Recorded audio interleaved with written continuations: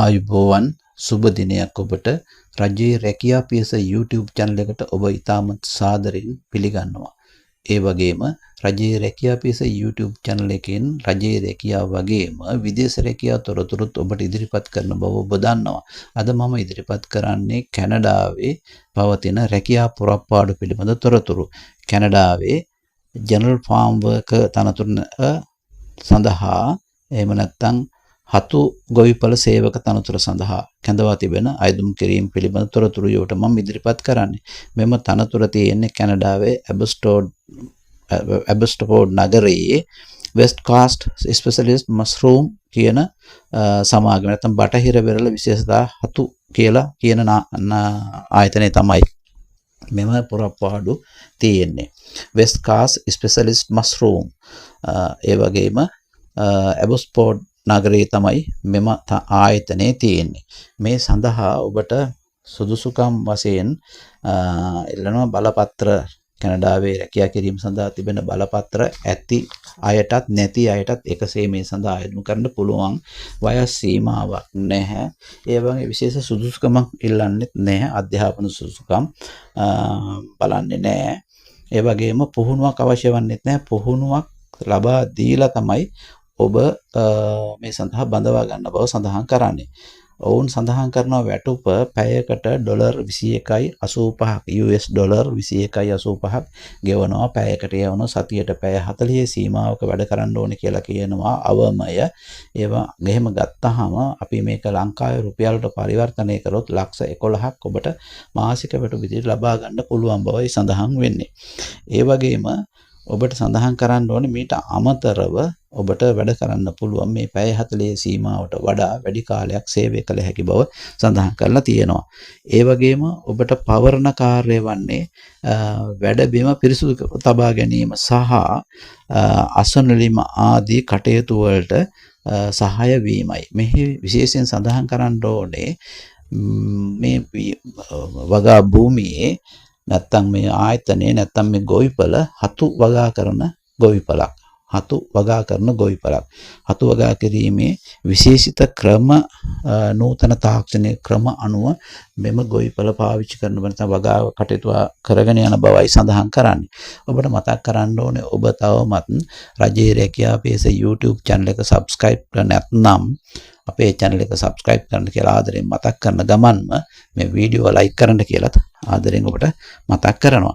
ඒ වගේම සඳහන් කරනවා ඔබට මෙම සේවය සඳහා නැත්නම් මේ ආයතනයේ කටයුතු කිරීමේදී අත්‍යවශ්‍ය සාධකයක් තමයි ඉංග්‍රීසි භාෂාවෙන් වැඩ කිරීම නැත්නම් කතා කිරීම නැත්නම් අදහස් හුවමාරු කර ගැනීමේ හැකියාව ඔබට තිබිය යුතුයි. මොකද මෙම ආයතනය බටහිර රටක්. ඒ රටේ භාෂාවක් තියෙනවා. නමුත් ඔවුන් ජාත්‍යන්තර භාෂාව විදිහට පිළිගන්න ඉංග්‍රීසි භාෂාව ඔබට හැකියාව තියෙන්න ඕනේ කියලා කියනවා.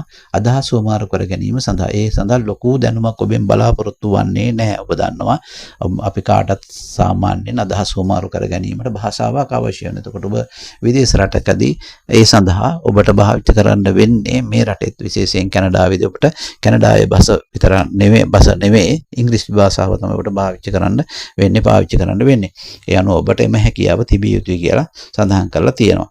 ඒ වගේම ඔබට මතක් කරන්න ඕනේ ඔබට පවරණ කාර්යය වන්නේ වැඩබිම් පිරිසුදු කිරීම. ඒ වගේම කූඩ මේ අස්වන නෙලීම සඳහා භාවිත කරන කූඩ සපයා දීම නැත්නම් වැඩපළ ගෙනිහින් දෙන එක.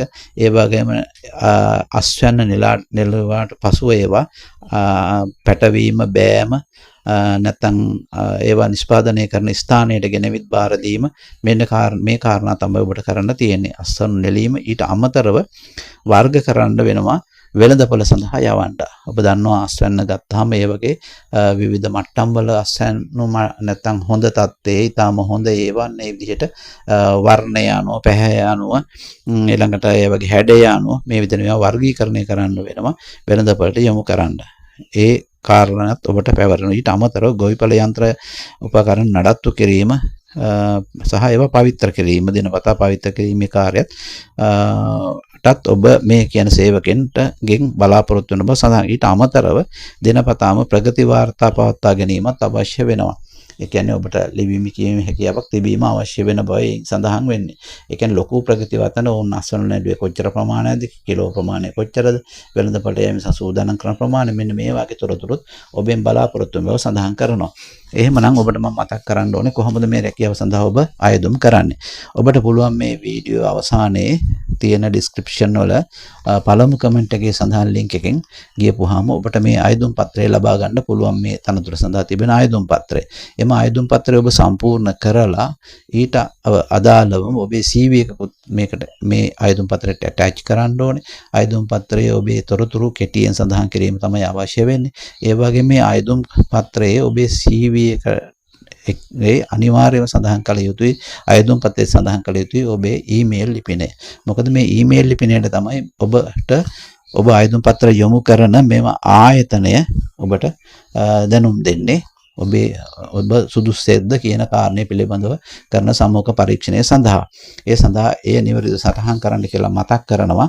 ඒ වගේම ඔබට මතක් කරනවා ඔබට විදේශීය රැකියාවක් සොයන කෙනෙක් නිසා ඔබට පුළුවන් අපේ මේ channel එකේ මම සඳහන් කරලා තියෙන link එක හරහා ගියපුවාම ඔබට අපේ app එක හරහා app එකෙන් ඔබට ලබා ගන්න පුළුවන් විවිධ රැකියා අවස්ථාවන් විශාල ප්‍රමාණයක් අපි ප්‍රසිද්ධ කරලා තිබෙනවා ඔබට අයදුම් කරන්න පුළුවන් විදිහට. ඒ අනුව ඔබ කැමති රැකියාව මෙම රැකියාව හෝ වෙනත් තවත් රැකියාවන් ඔබට බලන්න ලබා ගන්න පුළුවන් බවත් ඒ තොරතුරු සොයා ගන්න පුළුවන් බවත් ඔබට මේ වෙලාවේ මතක් කරන ගමන්ම ඔබට සුබ පතනවා ඔබේ විදේශ රැකියා සිහිනය සැබෑ වෙන්න කියලා. ඒ වගේම මා සමග රැඳී සිටියට ඔබට ස්තුති කරනවා මේ අවස්ථාවේ.